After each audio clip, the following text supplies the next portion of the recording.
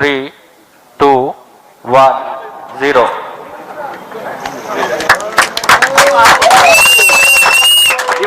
भारतीय खलाई agency ISRO की बहुत बड़ी कामयाबी है। का ये तीसरा मिशन है, इसीलिए इसे नाम दिया गया है प्रोबा 3।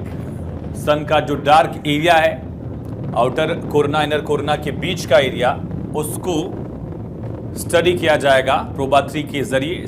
आज सारा दिन 140 करोड़ भारतीयों के साथ साथ पूरी दुनिया की नजरें इस खलाई मिशन पर मरकूज रही।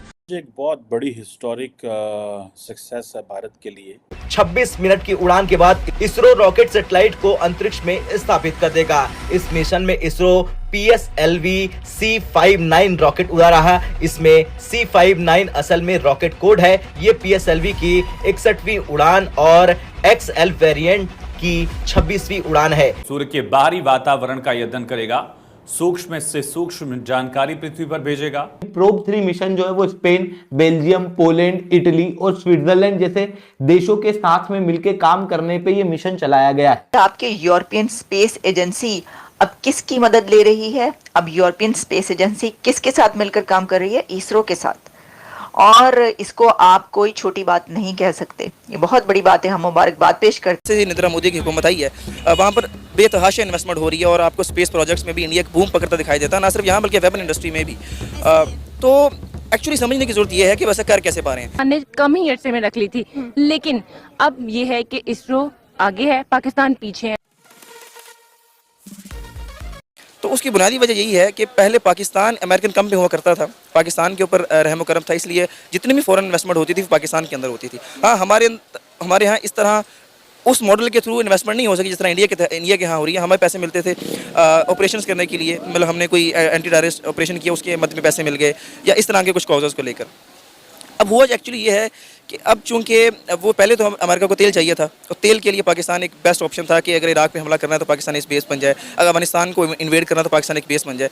अब मामला ज़रा बदल गया है। अब चूंकि चाइना एक बड़ा हरीफ बन के उभर रहा है इस खित्ते के अंदर अमेरिका के लिए, इट इज़ वेरी इंपॉर्टेंट कि चाइना के ऊपर एक चेक एंड बैलेंस रखा जा सके। तो पाकिस्तान उसके लिए एक बेस्ट प्लेयर नहीं है, क्योंकि पाकिस्तान के कुछ ना कुछ बहरहाल फॉरेन जो पॉलिसीज़ हैं वो चाइना की तरफ इंक्लाइंड है। That is why Pakistan is not the best option. तो India is the only option, क्योंकि इंडिया के बहरहाल कुछ तनाव भी पीछे रह चुके हैं। तो इंडिया को यूज़ करना है कि वो चाइना को बिजी रख सके, ताकि चाइना एक ग्लोबल पर्सपेक्टिव पे अपने आप को उस तरह से शेप ना कर पाए। यही वजह है कि इंडिया के ऊपर हमें इस तरह का रहम करम नजर आता है कि जैसे ही नरेंद्र मोदी की हुकूमत आई है, वहाँ पर बेतहाशा इन्वेस्टमेंट हो रही है और आपको स्पेस प्रोजेक्ट्स में भी इंडिया बूम पकड़ता दिखाई देता है, ना सिर्फ यहाँ बल्कि वेपन इंडस्ट्री में भी। तो एक्चुअली समझने की ज़रूरत यह है कि वैसे कर कैसे पा रहे हैं। ये जो भी उनकी चाशनी है ये बनावटी है, ये रेडीमेड है, ये इंडिया की अपनी नहीं है। और मैं बिल्कुल ये नहीं कह रहा कि पाकिस्तानी होने के नाते कि इंडिया को गिराने की ज़रूरत है। पाकिस्तान ने भी अगर कुछ तरक्की हासिल की थी बेशक तो अमेरिका के पैसे पे की थी, आज इंडिया वो कर रहा है। तो अगर जितनी भी तरक्की है उनको अगर आप इस पर्सपेक्टिव में देखो तो आपको वो एक फीकी नज़र आएगी। हाँ, बहरहाल ठीक है, हमारा हमसाया है, हमें उनको कुछ मोटिवेट होने की ज़रूरत है, लेकिन हम जितना भी मोटिवेट हो लें, जब तक हम इस गेम को नहीं समझेंगे और अपने आप को इस काबिल नहीं बनाएंगे कि हम अमेरिका की झोली से अपने आप को आज़ाद कर लें, तो मैं नहीं समझता कि ये मुमकिन है हमारे लिए कि हम एक सुई बेस पे। आपने बात की कि इंडिया को अमेरिका की सपोर्ट है, लेकिन आप ये देखें कि इंडिया बहुत सारे जो मिशंस हैं वो अमेरिका की मदद के बगैर कर रहा है। चंद्रयान 3 मिशन उनका देख लें जो कामयाबी के साथ चांद के साउथ पोल पर लैंड किया। इसके अलावा वो गगनयान मिशन भी लॉन्च करने वाले हैं। 3 से 4 वो अपने एयरफोर्स के जो लोग हैं वो खला में भेजेंगे, वहाँ पे वो 3-4 दिन गुजारेंगे, वहाँ पे स्टडी करेंगे और उसके बाद ज़मीन पर वापस आएंगे। डेफिनेटली जब आप इस तरह के प्रोजेक्ट करते हैं तो कहीं ना कहीं आपको डेवलप कंट्रीज़ की हेल्प की ज़रूरत होती है।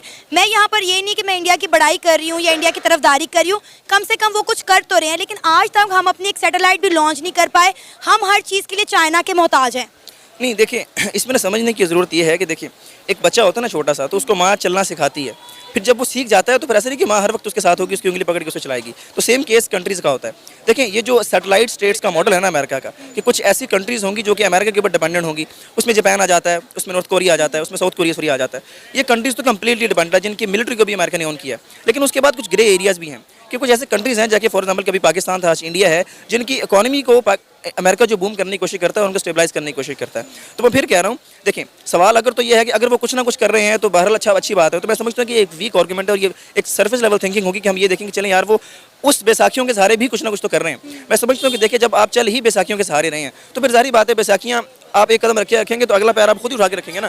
तो अगर इस सारे सिनेरियो में 2-4 मिशन उन्होंने ऐसे कर लिए हैं जो कि उनकी अपनी कह सकते हैं कि इंटेलेक्ट से आया, तो इट्स नेचुरल थिंग। अगर मुझे आप रिसोर्सेज देंगे और मैं उनके सहारे अपने आप को बिल्ड करूंगा, फिर जाहिर बात है इंटेलेक्ट मेरे पास आएगा और मैं कुछ ऐसे कर भी लूँगा। इसरो अब ये जो स्पेस शटल पर काम कर रहा है, कहा जा रहा है कि 2030 तक ये फुल्ली जो है फंक्शन में आ जाएगी। इसके ऊपर आपकी क्या राय है? क्योंकि इंडिया का मानना ये है कि इससे जो है रॉकेट बनाने का खर्चा भी बचेगा और इसके साथ साथ जो रॉकेट लॉन्च में खर्चा आता है उसमें 10 गुना कमी आ जाएगी। तो इंडिया के इस मेन प्रोजेक्ट पर आप इस वक्त क्या कहना चाहेंगे जो आज का हमारा मुद्दा है? देखिए, ये बात तो उनकी दुरुस्त है, क्योंकि जब आप रिसाइकिल करते हैं किसी भी शटल को, एक्सपेंडेबल लॉन्च व्हीकल को EVL इनको बोला जाता है, ELV सॉरी बोला जाता है, तो पैसे तो आपके बचते हैं। इलॉन मस्क ने बेसिकली पहला मरतबा ये मॉडल दिया था और वो काफ़ी परफेक्ट भी रहा है। ठीक है, अगर इंडिया उस टेक्नोलॉजी को कह सकते हैं कि कॉपी कर रहा है, ये जेरोक्स बनाने की कोशिश कर रहा है, तो अच्छी बात है। इससे ये है कि स्पेस टेक्नोलॉजी को बूम मिलेगा, आप ज़्यादा विजिट्स को एक्नॉलेज कर पाएंगे अपनी रिसेंट ईयर्स के अंदर। और 2030 तक अगर उन्होंने इसको अकम्प्लिश करने की बात की है तो मैं समझता हूँ कि बिल्कुल ऐसा मुमकिन है, क्योंकि इस हद तक अब सैटेलाइट टेक्नोलॉजी जो है वो स्टेबलाइज हो चुकी है कि इतने कम वक्त में इसको किया जा सकता है। पाकिस्तान पीछे इसलिए है क्योंकि पाकिस्तान में जो एजुकेशन सिस्टम है ना, वो भी 100 ईयर पुराना है। जो वो रख के गए थे वही उसी किताबें, वही कुछ नया सिलेबस वगैरह इंट्रोड्यूस नहीं हुआ। जबकि इंडिया ने अपना खुद बहुत सारी बुक्स लिखी, हम खुद, बल्कि हमारे स्पेस डिपार्टमेंट में इंडिया की बुक्स हैं, हम पढ़ते हैं। तो उन्होंने अपनी बुक्स हैं, उनके अपने साइंटिस्ट और प्रैक्टिकल वर्क पे, प्रैक्टिकल फील्ड पे बहुत फोर्स करते हैं। हमारे यहाँ पर हमें अभी तक मेरे कोई ख्याल से हमारी कोई अपनी बुक स्पेस पे कोई पब्लिश नहीं हुई। इसकी सबसे पहले तो रीज़न ये है कि यहाँ पे पाकिस्तान में लिटरेसी रेट बहुत कम है, एजुकेशन पे इतना बजट, मतलब फंडिंग इतनी नहीं होती। फर्स्ट ऑफ ऑल कि वहाँ पे बहुत एनहांस टेक्नोलॉजी है। सेकेंडली वहाँ पे बहुत ज़्यादा बच्चों को शुरू से एक सिर्फ इंजीनियर डॉक्टर का तक लिमिटेड नहीं रखते, उनको दूसरी फील्ड्स के बारे में भी उनकी कॉन्सलेशन होती है। हमारे यहाँ पे कुछ ऐसा नहीं है, हमें बस ये होता है कि मेडिकल, आइदर मेडिकल और इंजीनियर। तो हमें इवन मुझे खुद नहीं पता था स्पेस साइंस एग्जिस्ट करता है यहाँ पे एडमिशन लेने से पहले। तो उनकी इसी वजह से ये लोग ज़्यादा एडवांस और इतनी एडवांस टेक्नोलॉजी, जस्ट बिकॉज वहाँ पे बच्चों को बहुत ज़्यादा इस चीज़ के बारे में लोगों को एजुकेट करते हैं। बच्चों गाइडलाइन नहीं मिलती कि हमें आगे जाके करना क्या है। अब बहुत से यहाँ पे स्टूडेंट्स हैं, उनको पता ही नहीं है हमने BS स्पेस साइंस करके करना क्या है।